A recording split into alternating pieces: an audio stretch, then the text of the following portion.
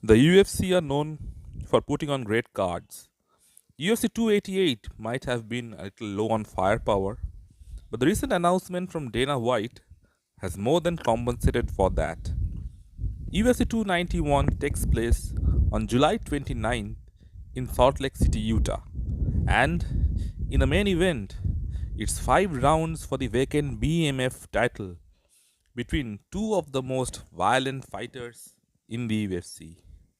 Dustin the Diamond Poirier and the human highlight reel Justin Gaethje.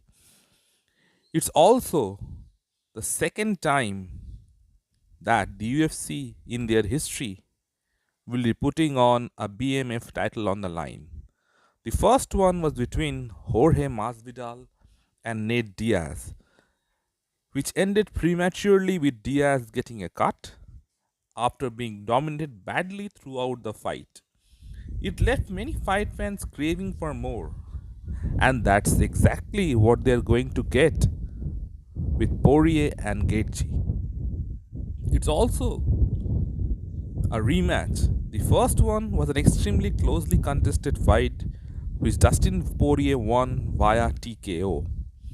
However, one hasn't forgotten what a brutal fight that was. Gaethje had Poirier hurt badly in the fight, chewed up his legs, and looked like he had the upper hand when he got finished by Dustin.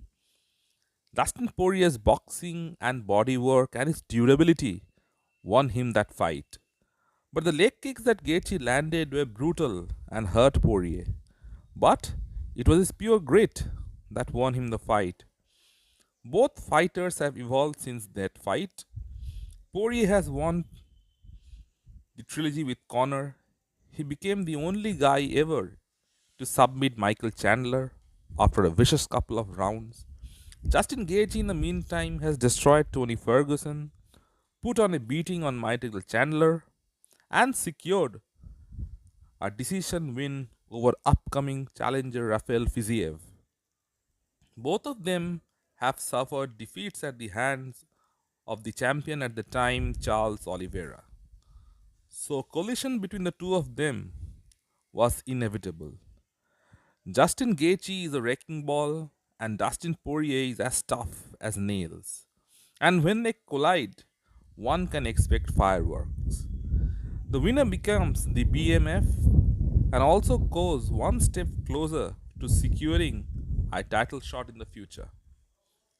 In the co-main event, it's a lightweight showdown between former champion Jan Blachowicz and former middleweight champion Alex Pereira. It's Pereira's first fight in the light heavyweight division, and it's a dangerous fight to take. Jan Blachowicz has knockout power in both hands, and Pereira is very hittable. It would have been good for him had he taken a longer time off to heal himself after suffering a bad knockout at the hands of Israel Adesanya. Jan Blachowicz is much bigger than Israel, and he has the wrestling to take Alex down and keep him there. Jan also has a victory over Izzy at 205 pounds.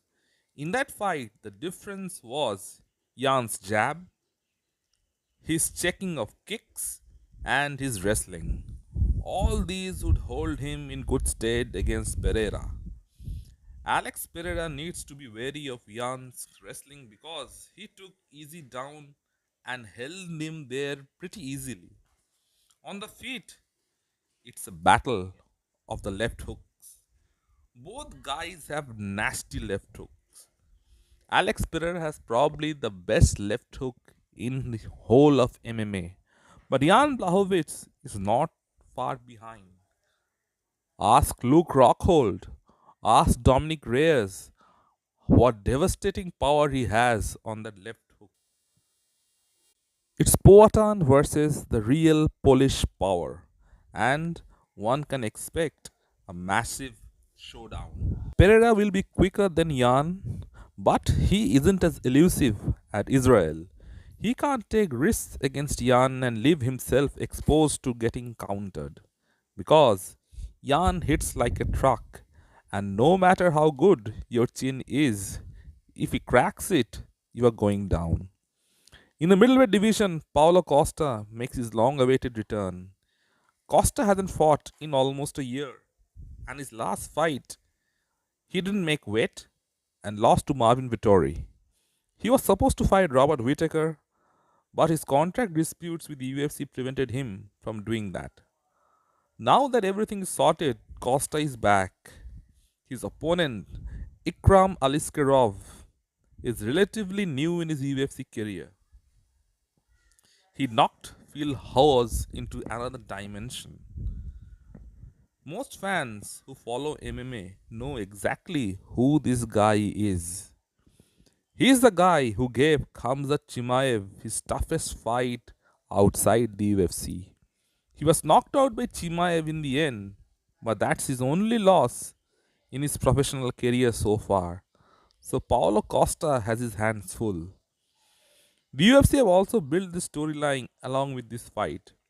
Costa has been going back and forth with Chimaev for quite some time now.